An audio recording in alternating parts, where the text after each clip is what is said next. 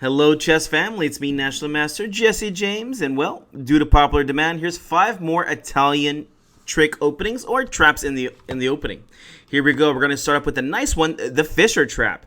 And well, there's plenty of them. This one is going to be particular to the Italian. So here we go. E4, E5, Knight F3, Knight C6, Bishop C4, our beloved Italian. Bishop C5, so you know what we're going to do. Evans Gambit, here we go. Pawn to B4 here, attacking the bishop. The bishop must take the pawn over here or else they get a worse position. Pawn C3, Bishop to A5, one of the best places for the bishop to move to. Pawn to D4, E takes on D4, and then we go ahead and castle here. This is also opening theory. And here Black makes a mistake and plays D takes on C3. One that you will see with a lot of beginners or people that don't play the opening too often. I mean, why not take this pawn? It looks like it is for free, and the bishop is protecting. Well, you're going to end up winning this pawn back as white either way, and you just get nice tempos along with it. With that being said, here we play the very regular move here. We play queen to b3. Here, the idea is to attack the c3 pawn, but also put pressure on f7. Now, here there is lots of different ways to play this, but, well, we're going to see what happens next. Black plays queen f6, a known bad move in these kind of positions. Why? Because we're going to get free tempos off of it. And what do we play here? Hint. Remember, the queen is the target here. What do? Here we go. We go ahead and play pawn to e5 right here, attacking the queen. Well, don't we have 2 attackers and only 1 defender here? Isn't this just a free pawn? It is not. Do not take it. The Fisher trap. Here we go. Knight takes on e5, double question mark. And here we get the very nice move of rook to e1, double exclam, attacking the knight and putting it in for a pin and a win. Wait a second. Can't we just defend the knight? Well, you can. The bad part is that, well, you also have an undefended bishop over here. So, after d6, bishop g5 can get played. Don't get me wrong, queen to b5 check is another way to play here to go ahead and win a piece. With that being said, when you see a good move, look for a better one. Here, bishop g5 gets played. Queen over to g6, and now we get the very nice idea. Knight takes on e5 here. Notice everything is on tempo. Here, if the pawn takes back, which is in the main line, after pawn takes, rook takes on e5 check, and you're defending your bishop over here, and also winning the bishop over here on a5. Remember, I mentioned an undefended piece. And well, what happens if we go ahead and play queen takes on g5? Simple chess here. You can play the simple move of something like, we'll just say knight to f3 check, and this wins the queen right away. With that being said, well, when you see a good move, look for a better one. Believe it or not, it is now forced checkmate in 4 moves. Feel free to push pause if you want to. If not, enjoy the show. Here we go, bishop b5 check. This is a clearance, just so you could get to f7 over here. And Black goes ahead and plays something like c6. Queen takes on f7 check, king to d8, knight takes on c6, pawn takes, and the rook comes down for a beautiful mate in 1. Alright, let's go on to the next one. Here we got the baloney trap. Alright, here we go. e4, e5, knight f3, knight c6, bishop c4, our beloved Italian, bishop c5, and this time we don't go for the Evans, we're going to go with pawn to c3, the classical variation, or I believe this is the Panziani, I believe. So c3, and Black plays pawn to d6. Anytime this bishop comes to c5 right here, we're going to go ahead and play that pawn to d4 right here and prepare this. We just get a free tempo off the bishop. And well, e takes on d4, c takes on d4, bishop b4 check, one of the best moves. And here we're going to go ahead and play king to f1, believe it or not. There's some times where this is going to be best. Why? Well, if you block with one of your pieces, you have to know the theory. Mind you, I don't think there's anything wrong with knight c3. Bishop d2, I don't like too much because, well, I don't want to trade off this bishop. It's one of my good attacking pieces. But if they do want to trade off the bishop from my knight, I'll enjoy a very strong pawn center over here. And also have the bishop pair, so there's definitely compensation there. With that being said, bishop to b4, king to f1, not a bad idea. Bishop to d7, and here we just keep developing. Queen over to b3, again, put pressure on that f7 pawn. Be careful because the bishop could become undefended very soon. And here, Black goes in and plays bishop to a5 here. Was there something wrong with something else? Well, let's just say you tried to defend with queen to e7. Now you get to play pawn to d5, attacking the knight. And once the knight moves, you're going to win the bishop. So there really was nothing better than to go ahead and play the bishop to a5 here. Okay, well, bishop takes on f7 check. Only 2 moves here. Both are losing. Here we go ahead and play king to f8. And, well, is there something wrong with king e7? Not particularly. If king e7 gets played, we're going to go ahead and play bishop g5 check. And, well, knight's going to go ahead and block, and now we get to play pawn to e5, pinning and winning. All right, back to the game. King to f8 gets played, and now we play this nice move of bishop takes on g8. Okay, this is a forced move. The rook has to take back.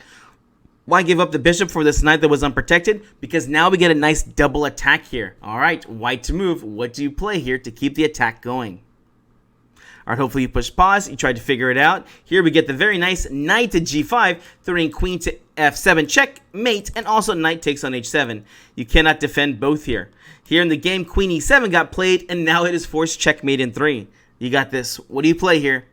Simple chess. Knight takes on h7, king to e8, and queen takes on g8 for check and mate. All right, on to the next one. I call this the knight trap in Giuoco's Gambit. Here we go. e4, e5, knight f3, knight c6, bishop c4, bishop c5. And here for Giuoco's game, we're going to go ahead and play pawn to c3. Ah, I got that wrong earlier. I thought it was a Panziani. That's okay. Pawn c3. Knight to f6, attacking the pawn, and here we get played anyways, pawn to d4. Again, when this bishop's on c5, think about this plan of c3, d4. Okay, d4, e6, c takes, bishop to b4 check, knight to c3, and here there's many variations here. Knight takes on e4. Be careful about taking this pawn, as there's plenty of traps with this. I could do a whole video just on these traps alone. Please let me know if you're interested. And here you're gonna go ahead and play castles here. Don't even defend it. And here this is a basic trick that people can fall for. They go to play bishop takes, pawn takes, and unfortunately they play knight takes on c3. Simple chess. White to move. What do you play here? King in the center, undefended knight. This shouldn't be too hard. Queen to e1 check. Queen blocks, and then we snack attack on this knight. All right, on to the next one. Here we go, the unprotected bishop. e4, e5, knight f3, knight c6, bishop c4, bishop c5, b4, Evans Gambit again. Bishop takes on b4, c3, bishop to c5. Now, typically, you don't want to bring your bishop back to c5 here because what happens? Free tempo, pawn to d4. If you have to move your bishop or any piece more than 3 times in the opening, that's already considered worth a pawn. And here, well, we're going to gambit the pawn because we're making this bishop move at least, well, 3 times. So here we go. E takes on d4. Castle's the best move, and again we see that blunderful move of d takes on c3. All right, white to move. What do? Hint, undefended bishop. Here there's a few good moves here, but here one of the easiest ones. Bishop takes on f7 check, king takes, and now, do you see it now? It's queen to d5 check, forking the king and the bishop. After this, the king runs back, queen takes on c3. You've won your pawn back, and you just have a better position. The king is now uncastled. It should be an easy win for the books. In the game app, d6 gets played, queen takes on c3, and now you just continue your attack. All right, on for our last one, the Mars trap. Here we go. e4, e5, knight f3, knight c6, bishop c4, bishop c5, c3. Hopefully you're seeing the pattern now. Anytime bishop c5 gets played. Knight to f6, attacking the pawn, and what do we play? d4, let's go for it. E takes on d4, c takes on d4, bishop b4 check, knight c3, knight takes on e4, and what do? It's just simple chess. We're just going to castle. Remember, this pawn is taboo. Do not take it. Knight takes on c3. B takes on c3. And here, well, black makes the mistake in place. Bishop to e7. Here, there's many good moves to play. And typically, well, I think the move that gets played here the most is bishop takes c3, which is actually losing. You can play the queen to b3 or bishop takes on f7 idea. With that being said, there's only one move for equality. Pawn to d5 here, and well, if they take, you take, and black is just going to be equal here. Don't worry about the rook e1 check. We could just play knight to e7, and then we can just castle. All right, back to the game. Bishop e7 got played, and what's the idea here? Keep the king in the center as long as possible. How do you do that? Well, we want to put pressure on the bishop, so we got to kick the knight. Here we go. Pawn to d5. Knight to a5 makes sense. It's attacking the bishop, but here we have this devilish trap. Forced to win here. Pawn to d6. Okay. Can't we just take or take over here? Yes, you can take. Both ways are going to be leading into bad positions. In the game, black went ahead and played c takes on d6, which is best. Well, what's wrong with bishop takes on d6? Here we go, rook e1 check. And here, the bishop can go back to e7, and now bishop to g5. Oof. You can already see that all these bad ideas are coming in. Of course, castling will be bad. You can try something like knight to c6, but here, bishop takes, knight takes, and now knight to g5. This leads on to a +7 position here for white. All right, back to the game. C takes on d6 got played. And what do? Here we can go ahead and play Bishop takes on f7. Remember, undefended knight. Hopefully you see the idea here. After king takes on f7, what do you play? Just as last time, it's not undefended bishop. This time it's undefended knight. We're going to go ahead and play queen to d5 check, king to f8. And here, well, they say when you see a good move, look for a better one. Here we go ahead and play bishop to g5. Okay, let's see here. Okay, we're going to go ahead and play bishop takes, knight takes. And now, well, and the reason why it's forced to take here is because rook e1's coming. So knight takes on g5, and this again we see the same kind of idea. The queen on f7, checkmate. And unfortunately, it's not too hard to play. And I'm sorry, I did misspeak earlier. You could not take because the queen was defending. That's the reason behind c takes on d6. The queen was protecting in those variations. With that being said, now the queen has a problem. She can't defend both the knight and the checkmate on f7 over here. So queen to f6, and what do you play now? Rook a to e1. Again, you could take the knight over here, but when you see a good move, look for a better one.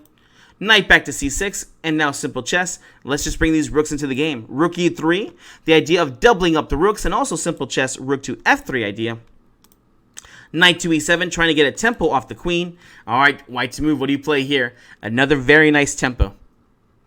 All right, hopefully you see it. Here we're going to go ahead and play rook f to e1, and the idea is, well, you can't take on d5 because rook to d1 is going to be check and mate. Okay, so what did black play here? Black went ahead and played h6 to attack the knight, but this does not work, as you can simply just take on e7 again. And if you take on g5, it's checkmate and 1. So here black is just now in a losing position. He went ahead and played queen takes on e7, rook takes, king takes on e7, and well, it's already a +7 position here. Although the material looks equal, the king is just vulnerable and the pieces are not out. Alright guys, hope you enjoyed this. Don't forget to give us a like and subscribe, and we'll see you in the next video.